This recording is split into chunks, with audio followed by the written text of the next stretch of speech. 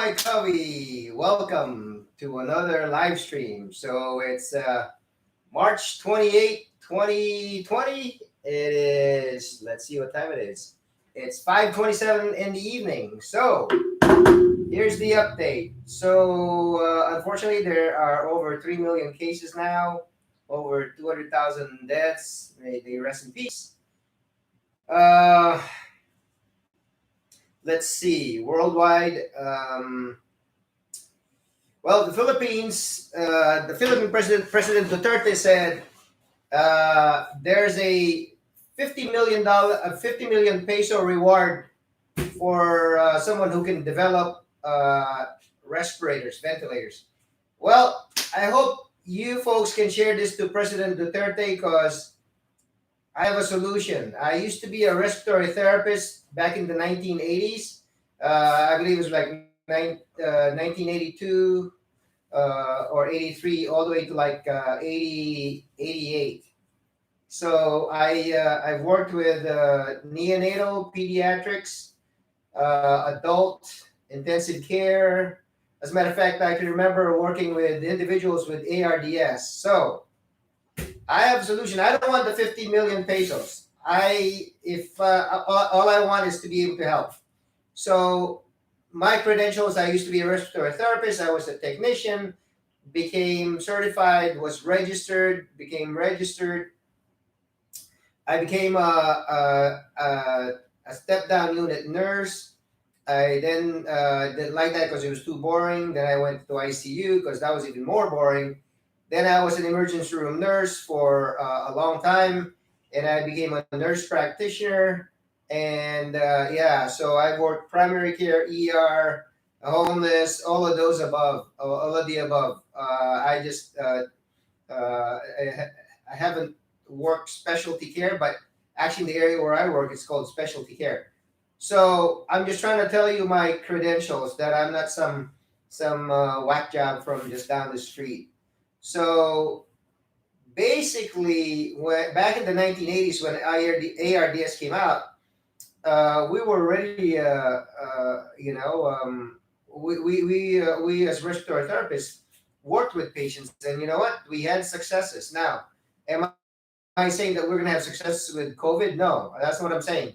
But if the Philippine president needs respirators, there's a solution.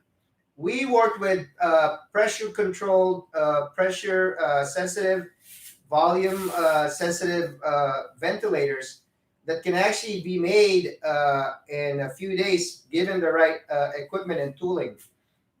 You can mass produce these. They're about this big, and basically you need an inlet that'll actually work with oxygen and with room air.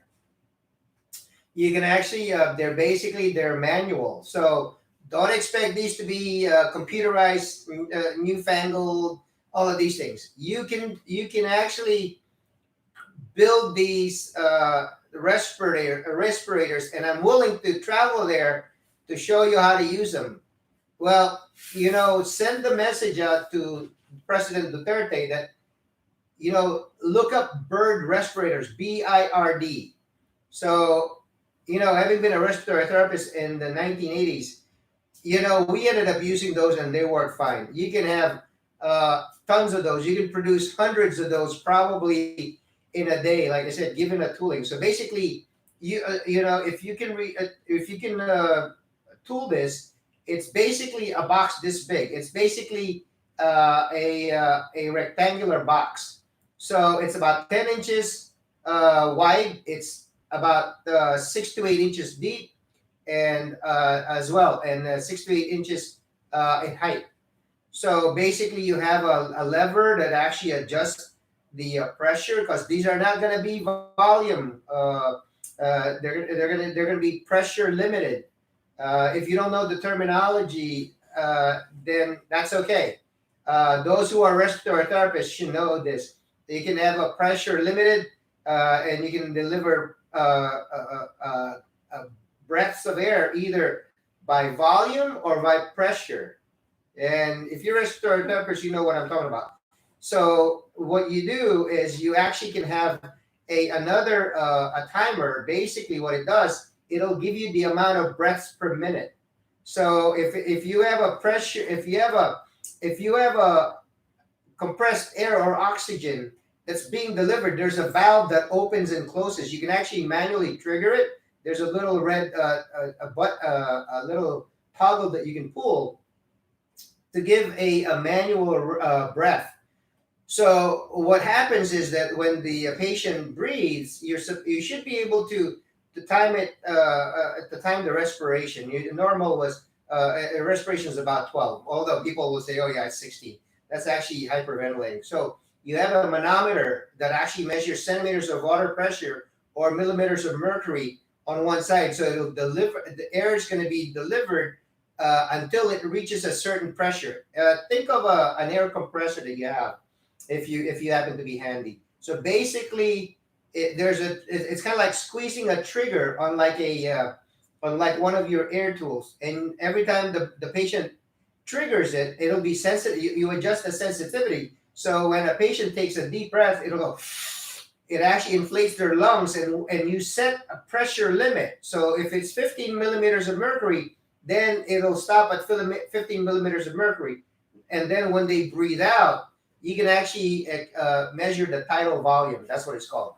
So you probably won't be familiar with the terms. So you give them an inspiratory volume, and then they actually, I'm going into pulmonary function, but you have an you exhale, and you can actually measure that volume, and you can mass produce these, like I said, manometer, air supply. And I'm not saying that you can just go to your garage and make these. You have to tool a, a factory to make these things. And you know what? If you're gonna wait to build these fancy computerized ventilators, it's gonna take you a long time. If you need them now, you can create them. You can probably create thousands in about 7 days. So, and if you're still alive from as a respiratory therapist from the 80s and you work with these, you know what I'm talking about. These have been phased out in the early 90s, actually even in the early late 80s. But if all you need are respirators, you can save a whole bunch of people, and you can just they're pressure sensitive. That's what will trigger them. So hopefully you can pass this message on to the president if he's willing to listen. I'm willing to talk. I think I don't want the 50 million pesos, but there is a solution. So as long as you're not looking for a computerized electronic microchip with a processor in it, then if that's what you're looking for, good luck. That's going to take you a long time. But if you want something that works, that you want something that's manual, and you just train people, just like back then, we were called O2 jocks for oxygen. They were just basically they were orderlies that were dragging around oxygen tanks. But there's a whole lot of history with respiratory therapy. This is where if you want more information, I can give it to you. But if you can hook me up, I don't know how to contact Malacanang or who even to contact, but I'm gonna try and maybe have you folks help me help the Philippines. I don't want the 50 million, and it's just what do I it's I don't need that. I think if it can help save people, then great. That's all that matters to me. So anyway, so I'm really excited about that when I heard that. That I think this, if you really want something that'll help people, you need respirator, and the actually you can fit them to today's tubing. You can actually basically back then it's basically you have an inhalation port, and then you have an exhalation port, and you have Y connects, and you have these connectors. Anyway, it's reviving my interest in respiratory therapy and pulmonary medicine. So that's that. But The title of this live stream is "Feeling Rejected." If I get rejected, well, it's par for the course, because I'll tell you a little bit more in a little bit. So that's what's going on. What else? Nationwide, I think it's like I said, the is over 3 million, over 200,000 deaths, 3 million cases around the United States. There's people are getting less restless. They want to go out, and they want to open up the economy. There's going to be meat processing plants that are going to be in that have sick people, and they're closing processing plants. But the president says he wants to open them. Well, good luck with that, because I'm in total support. You can disinfect and sanitize a building that's 8 stories, and it may take several days. That'll give them a backlog. But what about these people that you're gonna hire? Who are you gonna train? I mean, who are you gonna hire? You can train them, but you know how long it's gonna take for people to start meat cutting? It's not as simple as you think. So yeah, I hope people start planning for the future. Me, I've got like a box of spam, so besides, I can actually live without meat for a while, I'm sure.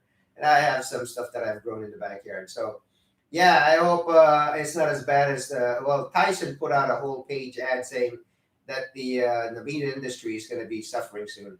So I think we're still waiting to see what happens. We're still waiting for the other shoe to drop, so to speak. So the state of California, um, it's about the same. I think there's really much that's going on. I think it's pretty much everything's.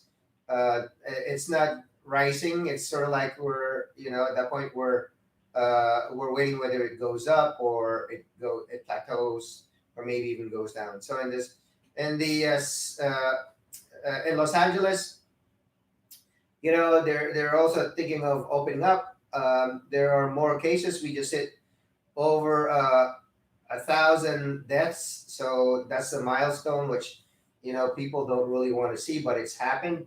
There are more new cases every time.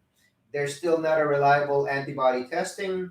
More individuals are being tested, so now it's opened up to first responders who might have symptoms. So pretty much that's what's going on. At work, unbelievable. I think these were like social worker students or social worker, and they're just going around the building not wearing masks. And I was getting ready to tell them, but they were really elusive. So they needed to put a mask, because we have a policy that they should be wearing masks. Which is a good idea. So as far as work goes, this is where the rejection came in. So I found out today that FEMA is requesting assistance from where I work, and that they were actually, we're going to give a 20, and this is aside all of this, they're going to give a 20% incentive. They'll do it for a month, and then at the end of the month, they might even give you $5,000 as a bonus. And even if they didn't tell me all that, I was just like thinking, hey, I'm not really doing much of work. I'm actually, willing to go. My thinking is, if you go to a place that's full of COVID, then it's full of COVID. So it's up to you to really suit up and protect yourself. So you can't be too careless. As opposed to being in an area where you don't know who's got what, and I think you tend to get a little more complacent when you're doing that. So I think it's even a higher risk in areas where you don't know who's got what, as opposed to everybody having COVID. So I went to my manager and I said, hey, you know what? Let me volunteer. She says, well, they're not taking nurse practitioners. They're only taking RN and LVN. So there's a little bit of rejection there. But, it's not a big deal. But I actually volunteered to be screener, and I got turned down there. And then I volunteered to do, telephone triage, and I got rejected. So yeah, it's just a lot of rejection. So if I get rejected by the Philippine government, well, it's just par for the course. I just want to help out. I'm not even looking for any perks. So, and I'm not even looking for any fame or what. I think there's something that I can hopefully contribute, and hopefully people will take me up on that. And the other thing is, actually, since it's not really busy at work, why I volunteer again. I volunteer for all kinds of shit. They say never volunteer, and yeah, because they always get in trouble. Because I volunteered again, so I'm actually volunteering to actually get us a full practice authority, and so but no, I didn't get rejected for that. So yeah, oh, and it doesn't look like I'll be screening for the month of May. So I don't know whether it was just an oversight or what, but hey, there we go. Other than that, I really think if, and I'm hoping that you guys can pass this on. I might even look for where I can contact the Philippine president. Just take a suggestion. You know what? If they can use it, great. If they can't use it, well, that's fine too. It's not going to cost anything. So yeah. So with that, um, that's all direction for today. Rejection for today, I guess. Alrighty. So that's the update. I'll talk to you folks tomorrow. Have a good night. Take care, and we'll see you tomorrow. Bye.